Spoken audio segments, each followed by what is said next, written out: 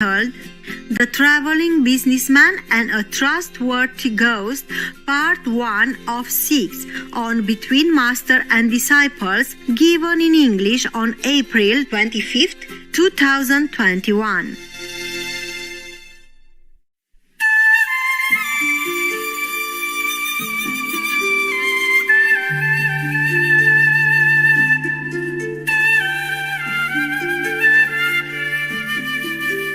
Do you have questions? We have one question so far. Only one? Yes. Okay. Tell me then. Master, there is an ongoing crisis at the U.S.-Mexico border. In the first few months of Joe Biden's presidency, the number of illegal immigrants apprehended has surged, with more arrivals than any other period in the past 20 years. Yeah. Some say it is fueled by the perception that his administration has a more open border policy. By contrast, the former U.S. President, His Excellency Donald Trump's policies tightly restricted legal and illegal immigration and directed immigration officials to apprehend anyone in the country unlawfully. Would Master kindly share her thoughts on this issue? Yes. President Trump wanted to regulate the immigration traffic flow from other countries to be in a more orderly manner to protect the Americans as well as the immigrating people. The U.S. has already actually a kind of open policy, like yearly everyone can apply to live there or work there if they win the green card program. 55,000 nowadays yearly can have that chance.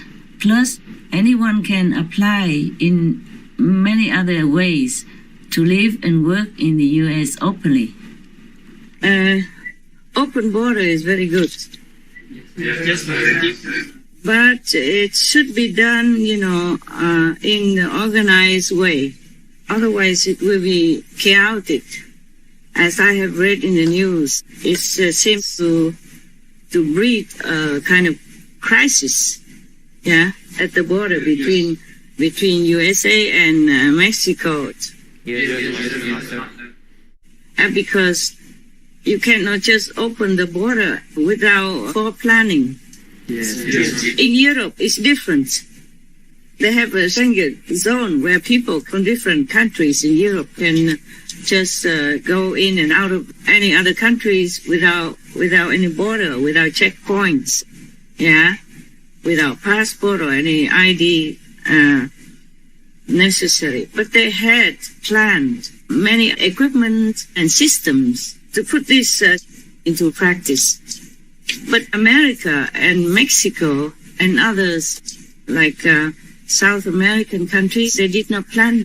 So in that case, it's not very good to just let people come in like that, because you might have different people who are not qualified with maybe disease or criminal records or other kind of unpleasant things. And also, if you don't plan in advance, then you don't have like a center to screen people and to give them ID to go into the U.S. so that they can find a job or they can find their relatives.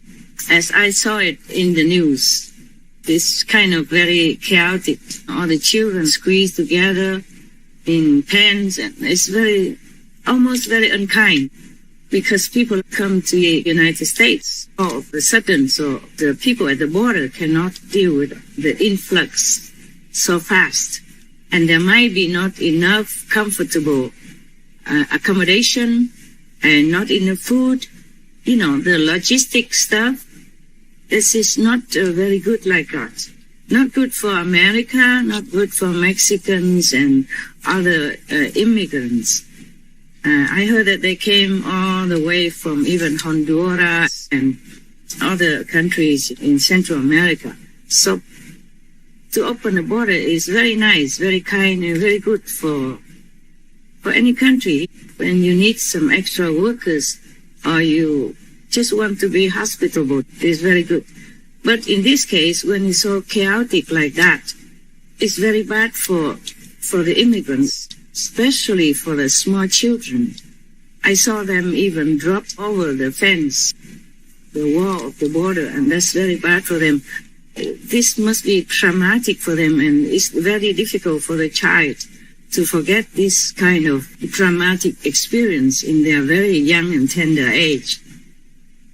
And also important is in the time of pandemic, most of the borders are closed to protect the people. And at the moment, it's not favorable to open. If the children are squeezed together like that, healthy and unhealthy, that's very bad for all of them. Don't you think so? Yes. And also, I saw it in the news that many people are sick, like they have COVID-19, and they are just let, to go into the United States. And that might infect healthy Americans also. Yeah. That's very, very inconsiderate. It should not have been done this way. Yeah, it should have been more organized before the immigrants were able to come into America. Otherwise, the open border is very good. Yeah, good for the host country, good for the immigrants. Because immigrants need jobs and they will be motivated to work very hard and contribute to the country as well as for the immigrant himself. Yeah. It's just that we have to organize, in advance, have a good place for them to stay. Meanwhile, and some doctors, some medical personnel to take care of their health when they first come, and organize the logistic situation, with food and clothing and blankets and rooms and hygiene, stuff like that.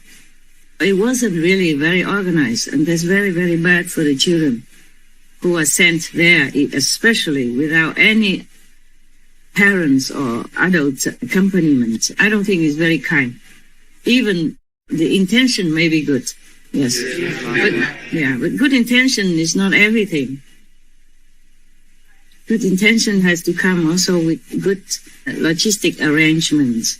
Yes. And all the preparation to welcome the guests. Even in Europe, with this Schengen agreement in the Schengen zone, during the pandemic, borders are closed also. So the border between the US and Mexico opened. I think it's not a very good idea at the moment.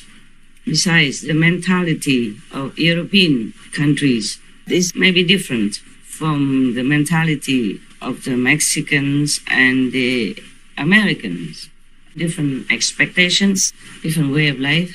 In the European Union, most of the people's standards of living are similar. Of course, there are always the richer and the less rich.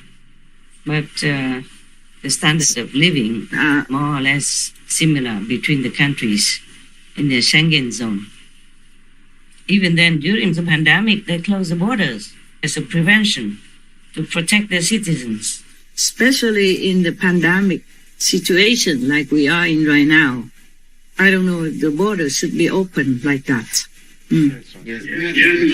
And that would be also encouraging the smugglers, human traffickers, drug traffickers, all kinds of unfavorable group of people also will be mixing in.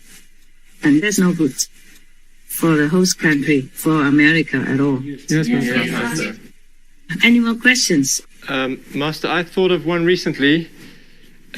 India is experiencing a record number of COVID infections and deaths recently. Recently? More than before? Yes. Hospitals are even having to turn people away. And some hospitals are even running out of oxygen, which is very worrying. I wonder why India is experiencing this unfortunate situation at the moment. I know recently one of the biggest festivals went ahead, Kumbh Mela, which attracted many thousands, perhaps even millions of people. And it still went ahead even amid the pandemic. Yeah. Could this be one of the reasons why there are so many infections and deaths happening at the moment? Well, it's obvious, no? Yeah. Yes. Maybe they opened too early, no? Yes. Yes, Master. But India is a very big country and has a big population. I think the government also doesn't want to restrict people too long, you know? Yeah. And especially it concerns the Kumbh Mela is very, very big event. And is religiously very, very important. So perhaps the government couldn't really forbid that. Right. India is a very religious country, and Kumbh Mela is like Mecca. Hundreds of thousands of people come every day. It amounts to millions. In this situation, the COVID infection is very easy to spread. So that probably is also one of the reasons, okay? Yeah. But in other countries also they have such a problem right now as well. And the COVID has mutated itself up to now, even a double mutation, double variant. And it rearranged itself to avoid the neutralization of the vaccine. Yes, Master. This virus is something, I told you before, it has souls in it.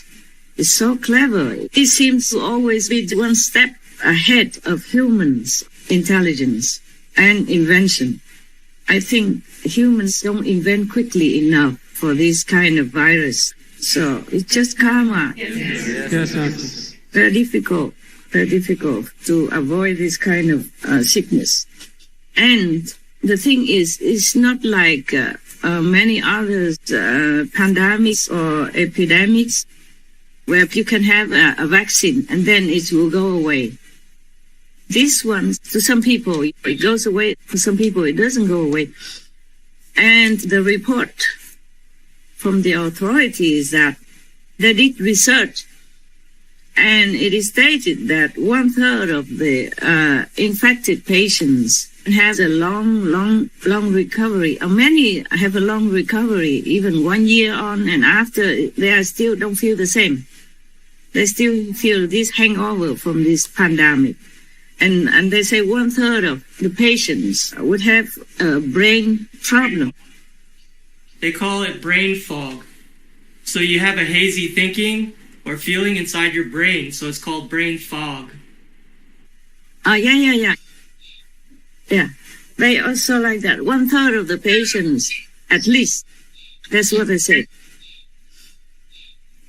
So it looks like it's difficult to avoid this one. Yeah? Yes, Master. COVID-19.